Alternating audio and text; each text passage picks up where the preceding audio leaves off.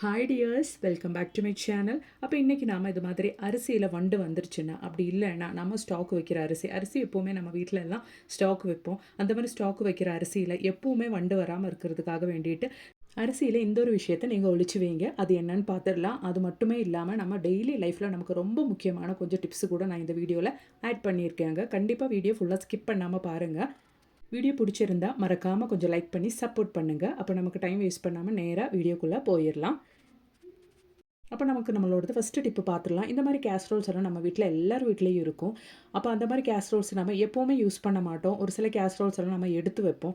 அந்த மாதிரி இருக்கிற கேஸ்ரோல்ஸ் நம்ம எடுத்து வைக்கும்போது அப்படி இல்லைன்னா நம்ம வேறு ஏதாச்சும் சாப்பாடு எடுத்து வச்சுட்டு இன்னொரு சப்பாத்தி ஏதாச்சும் இப்போ நைட் ஏதாச்சும் சாப்பாடு வச்சுட்டு நெக்ஸ்ட் டே நமக்கு அதில் சப்பாத்தி வைக்கணும்னு அந்த சாப்பாடு ஸ்மெல்லு எவ்வளோ வாஷ் பண்ணாலும் அந்த கேஸ்ரோலில் அப்படியே இருக்கும். அப்போ அந்த கேஸ்ரோலில் இருக்கிற அந்த ஸ்மெல்லு, ஃபுட் ஸ்மெல்லு இல்லைன்னா வேறு ஏதாச்சும் ஸ்மெல்ஸ் இருந்தால் அது போக்குறதுக்காக வேண்டிட்டு இல்லை ரொம்ப நாளுக்கு அப்புறம் தான் நம்ம இந்த கேஸ்ரோல் யூஸ் பண்ணுவோம் அப்படின்ற டைமில் கூட அப்படின்ற பட்சத்தில் கூட நமக்கு இந்த மாதிரி நியூஸ் பேப்பரை ஃபோல்ட் பண்ணி அந்த கேஸ்ரோல் எடுத்து வச்சிட்டோன்னா அப்புறமேட்டு அதுலேருந்து பேட் ஸ்மெல் எல்லாம் வராதுங்க.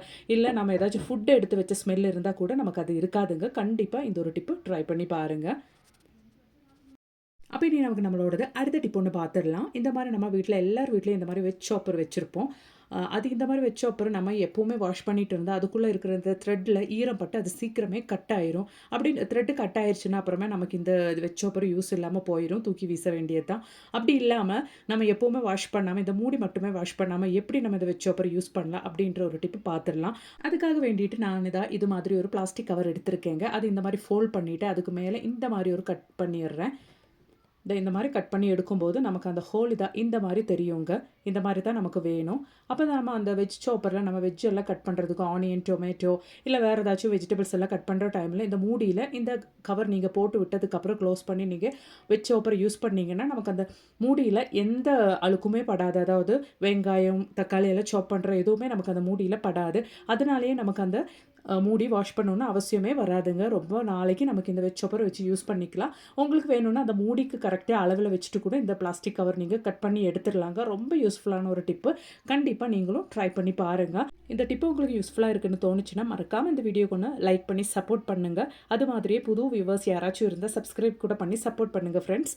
அப்போ இனிமேல் நமக்கு நம்மளோடது அடுத்த டிப் ஒன்று பார்த்துடலாம். அதுக்காக வேண்டிட்டு நான் கொஞ்சம் பூண்டு தாங்க எடுத்து வச்சுருக்கிறேன். நம்ம விலை கம்மியாக கிடைக்கிற டைமில் ரொம்ப ஜாஸ்தி பூண்டெல்லாம் வாங்கும்போது இந்த டிப்பு உங்களுக்கு ரொம்ப யூஸ்ஃபுல்லாக இருக்குங்க. இந்த பூண்டெல்லாம் நம்ம யூஸ் பண்ணாமல் வாரக்கணக்கில் வச்சோன்னா அது சீக்கிரமாகவே கெட்டு போகிறதுக்கு சான்சஸ் இருக்குது. அந்த மாதிரி நீங்கள் ஜாஸ்தியாக வாங்குகிற டைமில் இந்த மாதிரி அடுப்பு பற்ற வச்சு லோ ஃப்ளேமில் வச்சதுக்கப்புறம் அந்த பூண்டோட மேல் பகுதி இந்த மாதிரி நீங்கள் பற்ற வச்சு இதை மாதிரி ஜஸ்ட் ஒன்று கரிச்சு எடுத்துட்டிங்கன்னா அதோட மேல் பகுதி இந்த மாதிரி பண்ணி எடுத்துட்டிங்கன்னா எவ்வளோ வாரம் ஆனாலும் உங்களுக்கு அந்த பூண்டு எதுவுமே ஆகாதுங்க. யூஸ் பண்ணிக்கலாம். கண்டிப்பாக இந்த ஒரு டிப்பை நீங்கள் ட்ரை பண்ணி பாருங்கள். ரொம்ப யூஸ்ஃபுல்லாக இருக்கும். அப்போ இனி நமக்கு நம்மளோடது அடுத்த டிப் ஒன்று பார்த்துடலாங்க. அதுக்காக வேண்டிட்டு ஒரு பவுல் ஆஃப் பார்லி தாங்க எடுத்திருக்கேன். இதை நான் ஒரு நைட்டு ஃபுல்லாக சோக் பண்ணி எடுத்திருக்கேன். அப்போ தான் நமக்கு இந்த ரைஸ் சீக்கிரமாகவே நல்லாவே குக் ஆகி கிடைக்கும். அதுக்காக வேண்டிட்டு அப்போ இந்த மாதிரி ஓவர் நைட் சோக் பண்ண இந்த பார்லி நமக்கு குக் பண்ணுறதுக்காக நம்ம குக்கரில் போட்டு விட்டுடலாங்க. தேவையான அளவுக்கு தண்ணி ஊற்றி ஒரு 7-8 விசில் வர வரைக்கும் நம்ம வச்சிடலாங்க. இந்த பார்லி நல்லாவே வெந்து கிடைக்கணுன்னா நல்லா டைம் எடுக்குங்க. அதுக்காக வேண்டிட்டு நல்லாவே நம்ம இந்த மாதிரி வேக வச்சிடலாம். குக்கரில் போட்டு வேக வைக்கிறது தான் நல்லது. இந்த பார்லியில் நிறைய பெனிஃபிட்ஸ் இருக்குங்க. நிறைய நியூட்ரிஷனல் வேல்யூ இருக்குங்க.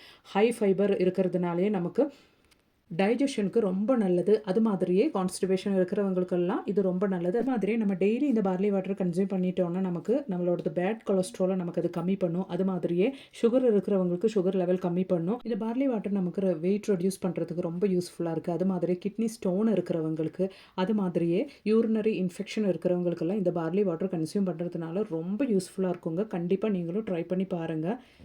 இது மாதிரி இன்னும் நிறைய பெனிஃபிட்ஸ் இந்த ஒரு பார்லி வாட்டரில் இருக்குது. நீங்கள் கூகுளில் சர்ச் பண்ணால் உங்களுக்கே தெரியும். அப்போ தான் நம்ம நல்லா குக் பண்ணால் பார்லி ரைஸை எடுத்து வச்சுருக்கோம். இனிமேல் நம்ம இது ஜஸ்ட் நல்லா கொதி வர வரைக்கும் வெயிட் பண்ணலாம்.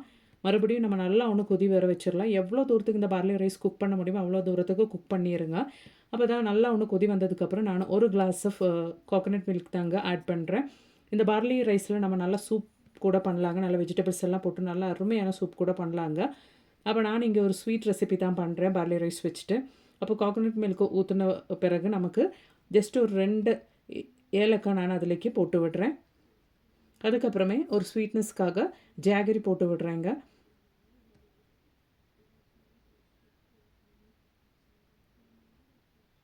குழந்தைங்களுக்கு எல்லாத்துக்குமே இது அவ்வளோ நல்லதுங்க. டெய்லி இந்த பார்லி வாட்டர் நம்ம குடிச்சிட்டோம்னா அவ்வளோ நல்லது. இந்த டைமில் நான் கொஞ்சம் கீ கூட இந்த பார்லி ஸ்வீட்டுக்கு நான் கொஞ்சம் கீ கூட ஆட் பண்ணியிருக்கேங்க. அவ்வளோதாங்க, நம்ம பார்லி கஞ்சிங்க ரெடி ஆயிடுச்சு. உங்களுக்கு வேணும்னா நமக்கு இந்த டைமில் நட்ஸ் எல்லாம் ஆட் பண்ணிக்கலாம். நம்ம கையில் என்னென்ன நட்ஸ் அவைலபிளாக இருக்கோ, டேட்ஸு, கேஷ்யூ, ட்ரை ஃப்ரூட்ஸு எது வேணாலும் நம்ம இதில் ஆட் பண்ணிக்கலாங்க. அப்போ நான் இங்கே கொஞ்சம் கேஷ்யூ அது மாதிரி ரைசின்ஸ் மட்டும் தான் ஆட் பண்ணுறேன். நான் ரோஸ்ட் பண்ணல. உங்களுக்கு வேணும்னா நெய் ஊற்றி கொஞ்சம் ரோஸ்ட் பண்ணி கூட இதை ஆட் பண்ணி விடலாம். அவ்வளோதாங்க, நம்ம பார்லி கஞ்சிங்க ரெடி ஆயிருச்சு. ரொம்ப ஹெல்த்தியான அவ்வளோ யூஸ்ஃபுல்லான ஒரு கஞ்சிங்க. கண்டிப்பாக நீங்களும் இது ட்ரை பண்ணுங்கள். டெய்லி நமக்கு பார்லி கஞ்சி எடுக்க முடியலனாலும் வாரத்தில் 2 3 டைமாவது நீங்கள் எடுக்கிறதுக்கு ட்ரை பண்ணுங்கள். அவ்வளோ ஹெல்த் பெனிஃபிட்ஸ் இருக்குது இந்த ஒரு பார்லி கஞ்சிக்கு. அப்படி நமக்கு நம்மளோடது அடுத்த டிப் ஒன்று பார்த்துடலாம். இந்த மாதிரி லெமன் எல்லாம் நம்ம வாங்கினோன்னா ஒரு நாள் கழிச்சாலே அந்த லெமனோட அந்த ஃப்ரெஷ்னஸ் எல்லாம் போய் ஒரு மாதிரி அந்த தோல் எல்லாம் சுருங்க ஆரம்பிச்சிரும். நம்ம ஃப்ரிட்ஜிலே வச்சாலும் இந்த மாதிரி ஆயிரும். அப்போ அப்படியெல்லாம் ஆகாமல் இருக்கிறதுக்காக வேண்டிட்டு நீங்கள் லெமன் வாங்கிட்டு வந்து அந்த ஃப்ரெஷ்னஸோடவே இந்த மாதிரி நியூஸ் பேப்பரில் ஒன்று ஃபோல்ட் பண்ணி வச்சிட்டிங்கன்னா வெளியவே வச்சாலும் உங்களுக்கு அந்த மாதிரி ஆகாதுங்க. தோலெல்லாம் சுருங்கி அதோட அந்த ஃப்ரெஷ்னஸ் போகாதுங்க. கண்டிப்பாக இனிமேல் லெமன் வாங்கினா இந்த மாதிரி ட்ரை பண்ணி பாருங்கள். நீங்கள் வெளியிலே கூட வச்சிடலாங்க. இந்த மாதிரி லெமன் வாங்கி இந்த மாதிரி பண்ணிட்டீங்கன்னா கண்டிப்பாக உங்களுக்கு அதோட ஃப்ரெஷ்னஸ் போகாமல் கடைசி வரைக்கும் இருக்குங்க. ட்ரை பண்ணி பாருங்கள். அப்போ நீ நமக்கு நம்மளோடது அடுத்த டிப் ஒன்று பார்த்துடலாங்க. ஓட்ஸ் கவர் தாங்க இது. ஓட்ஸ் எல்லாம் நம்ம ரொம்ப நாள் எடுத்து வச்சிட்டோம்னா அதில் வண்டு வர்றதுக்கு சான்சஸ் இருக்குது. அது மாதிரி அரிசி, பருப்பு, கடலை இந்த மாதிரிலாம் நம்ம ப்ரொவிஷன்ஸ் எல்லாம் கொஞ்சம் ஜாஸ்தி வாங்கிட்டு அதெல்லாம் பாட்டிலில் ஃபில் பண்ணதுக்கப்புறம் இந்த மாதிரி கவரில் பேலன்ஸ் வந்துருச்சுன்னா அது நம்ம அந்த பாட்டிலில் இருக்கிறதெல்லாம் யூஸ் பண்ணதுக்கப்புறம் தான் இந்த கவரெல்லாம் நம்ம எடுத்து யூஸ் பண்ணுவோம். அப்படி இருக்கிற பட்சத்தில் அதில் வண்டெல்லாம் வர்றதுக்கு சான்சஸ் இருக்குது. அப்படி இல்லை வண்டெல்லாம் வராமல் இருக்கிறதுக்காக நம்ம பண்ணக்கூடிய ஒரு டிப்பு தாங்க இந்த மாதிரி ஃபாயில் பேப்பர் எடுத்து அந்த மாதிரி கடலை, பருப்பு, இந்த மாதிரி ஓட்ஸு இதில் இந்த கவரில் எல்லாம் போட்டு விட்டு நீங்கள் நல்லா டைட்டாக இந்த மாதிரி ஃபோல்ட் பண்ணதுக்கப்புறம் கிளிப்பு போட்டு விட்டுருங்க. அதுக்கப்புறம் அதுக்குள்ளே வண்டே வராதுங்க. கண்டிப்பாக இந்த ஒரு டிப்பு நீங்கள் ட்ரை பண்ணி பாருங்கள்.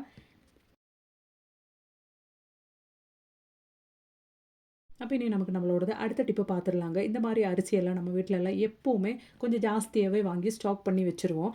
அந்த மாதிரி நம்ம அரிசியெல்லாம் ஜாஸ்தியாகவே வாங்கி ஸ்டாக் பண்ணி வைக்கிற டைமில் நமக்கு வண்டு அதுக்குள்ளே வர்றதுக்கு ரொம்பவே சான்சஸ் இருக்குங்க.